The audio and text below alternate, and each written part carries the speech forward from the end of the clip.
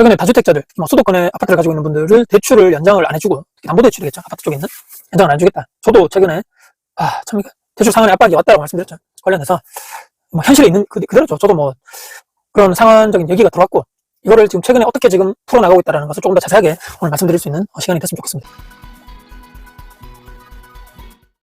이제 수도권에 있는 아파트고, 비싼 아파트도 아니고, 소형 아파트고, 대출이 있고, 여기에 월세를 계속적으로 받고 있는 상황입니다. 근데 이제 연락이 은행으로부터 와서 대출 상환을 해라, 또는 일부 상환을 해야 된다, 원금 상환을 해야 된다, 이런 얘기가 지금 연락이 왔습니다. 그래서 기존에 있는 월세 사시는 분이 계속적으로 오래 사셨습니다. 제가 주변에 대비해서 상당히 낮게 지금 시세를, 월세도 주변보다 많이 낮게 돼 있고, 이분이 이미 그 전에 계약갱신 청구권을 이미 사용을 하신 분이라서 곧 이제 올해 거의 이제 여름이 지나고 곧 이제 계약이 끝나는 기간입니다. 저는 특별하게 없이 계속적으로 대출이자, 월세 받아서 대출이자를 내고 그냥 계속적으로 가지고 가고, 추후에 자산적으로 또 상승할 가능성이 있겠다라고 생각을 하면서 세금도 내고 대출이자 내면서 가려고 했더니만, 대출을 이제 원금을 상환하라는 압박이 왔다 보니까 관련해서 세입자, 임차인분하고 얘기를 해야 되겠죠. 지금 언론에 혹시나 보셨냐 하니까,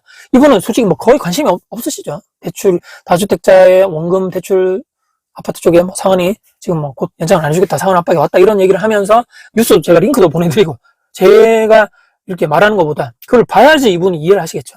지금 상황이 어떻게 됐냐면, 그래서 이래 돼가지고 갚으라고 합니다. 지금 당장은 아니지만 지금 얘기가 나온 거는 임차인분의 계약이 끝날 때 이미 그런 뉴스도 나왔고, 정책적으로 이렇게 되다 보니까 지금 저도 지금 계속 가지고 가고 싶지만 상황이 이렇다 보니까 임차인분하고도 아마 대출이, 제가 여유돈이 있으면 대출 상환을 하겠지만 그런 상황이 아니다 보니까 아마 매도를, 이 임차인분 계약 기간에 맞춰서 저는 매도를 내놔야 되겠다, 또는 어떤 방법이 있나요? 대출 상환을 해야 되면 전세를 받는 수밖에 없죠. 전세를 받아서 대출을, 담보대출을 상환하고, 이분이 이제 전세로, 다른 분이겠죠. 이분이 아니고 다른 분이 오셔서 전세로 놓으라는 얘기죠. 그러니까 정부 정책이 다주택자 물건을 팔라는 얘기죠. 그러니까 팔아서 임차로 살고 있는 분들이 다주택자 물건을 사서 내 집 마련을 하거나, 첫 번째. 두 번째는 월세로, 그러니까 대출이 들어오면 보통 거기에 대출이 왜 받겠습니까? 대출이 임대를 주고 있는, 물론 내 집에 대출이 있는 분도 계시겠고, 그러면 내 집에 있는 대출을 갚아야 되는 분도 계실 거고, 저처럼 대출을 받아서 월세를 주고 있는 분들이 있겠죠. 왜냐면 대출이 있으면 전세가 아니니까 말이죠. 대출이 있기 때문에 보증금 적게 가지고 월세를 받아서 대출이자 내면서 내가 나머지 차익을, 수익을 가져가는 구조인데, 그러면 월세를 전세로 바꿔라, 이런 의도인가? 두 가지밖에 없습니다. 그러니까 다주택자분들이 팔거나 팔아서 무주택자가 내 집 마련을 한다거나, 두 번째는 월세에 있는 분들을 내보내고 전세로 드리라. 전세가 부족해서 그런가요?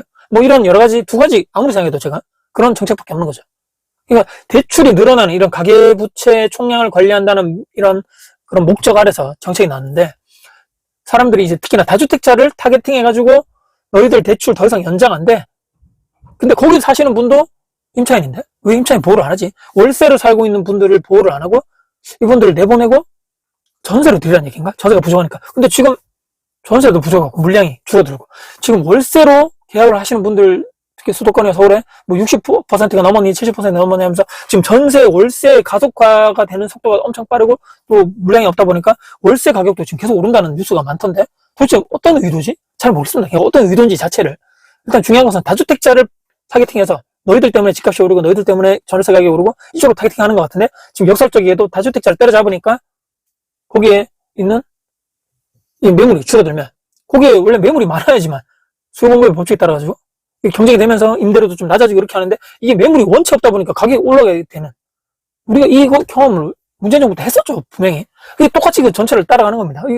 지금 근데 그때 당시에는 어느 정도 공급이 있었다거나 향후에 들어올 신규 아파트 물량이 어느 정도 있었는데, 지금은 문제가 지금부터 없고, 지금부터 짓지도 않고, 앞으로도 별로 없고, 앞으로 이제 완전 지옥이 발생한다, 그러니까 내 집만을 해라, 이런 얘기인 건가요? 정부의 빅픽처인가? 잘 모르겠습니다. 근데 문제 자체가, 아니 돈은 자기들이 더 많이 찍어내고 있죠. 정부나 이런 데서 보면 최근에 전쟁 이슈 관련돼서 우리나라가 전쟁도 아닌데 전쟁 때문에 위로금이 어쩌고저쩌고 하면서 추경을 해서 몇십조를 뿌리겠다. 하필 또 선거철에 말입니다. 선거 바로 직전에 유류값이 너무 오르다 보니까 그 관련해서 지원을 하겠다 등등, 자기들은 돈을 미친 듯이 찍어내면서 원화 가치를 폭망하게 되면서 환율은 폭등하고 완전히 물가는 치솟고 지금 이 모든 안 그래도 지금 더 줄여야 되는 거 아닌가요? 더 줄이면서 선별적으로 정말 필요한 곳에만 예산을 쓰고 해야 돼도 지금 모자랄 판에 자기들은 돈을 막 무차별적으로 하면서 국민들 말이죠. 국민들. 그것도 이제 다주택자 거기다 없는데 이제 다 팔고 나갔지 않습니까? 문재인 정부 때부터. 세금 이슈, 여러 가지 대출 이슈.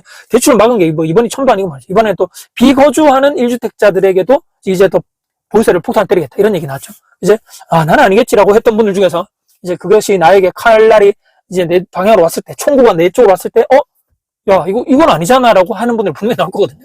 그래서 항상 사람은 겸손해야 되고, 이런 환경이 바뀌면, 거기서도 똑같이 말을 할 수 있을까? 이게 바로 내로남불이고 유선이 되면 안 된다고 항상 말씀드리는데, 그 청구가 나에게 왔을 때 과연 어떤 생각을 하실지 정말 궁금한데, 중요한 것은 자기들은 미친 듯이 돈을 찍어내가지고 돈을 뿌리고 있죠. 환율은 떨어지고, 원화가치는 폭망하면서 인플레이션 때문에 상대적으로 자산가치는 올라가면서 완전 국민들, 마른 오징어 짜듯이 말이에요. 마른 수건을 짜면 막 나오나요? 근데 국민들에게는 막 대출 쪼이고 하면서 포지션, 다주택자들은 거의 없는데 말이죠, 이제. 그들 때문에 집값 오른다는 게 이제 그런 논리가 통하지도 않는 시절이 말이죠. 이제 그런 시기인데, 자기들은 근데 반대로 돈을 막 뿌리고 있다. 여러분들, 이거에 대해서 생각해 보셨나요? 저만 이상한가요? 이런 여러 가지 생각을 하시면서 저는, 이거 완전 돈은 찍어내고, 근데 자기들은 수십조 찍었는데 다주택자를 몇 명 안 되는 사람에게 대출을 쪼이고 있고, 상환하라 그러고. 이러면서 월세 있는 분들은 쫓아내고, 전세로 세팅하거나 다주택자들 집을 팔아서 내 집 마련해라. 시장에는 점점 물량은 줄어들고, 다주택자들한테 뭐 해라 압박을 가하고 보유세 폭탄 때리겠다 막 협박하지 말고, 집을 이렇게 해도 안 사는 거야. 이 전 국민의 1가구 1주택을 노리는 건지 모르겠지만, 이제는 무주택자들한테도 뭔가 불이익을, 페널티를 줘야 되는 거 아닌가요? 언제까지 집을 안 사면, 너 완전, 완전 폭탄. 보유세 폭탄을. 보유를 안 했지만, 비보유세 폭탄을 때린 거죠. 반대로, 비보유세. 너 집을 안 가졌어? 너 지금 이런 상황에서 왜 집을 안 가져? 너 폭탄 때릴 거야.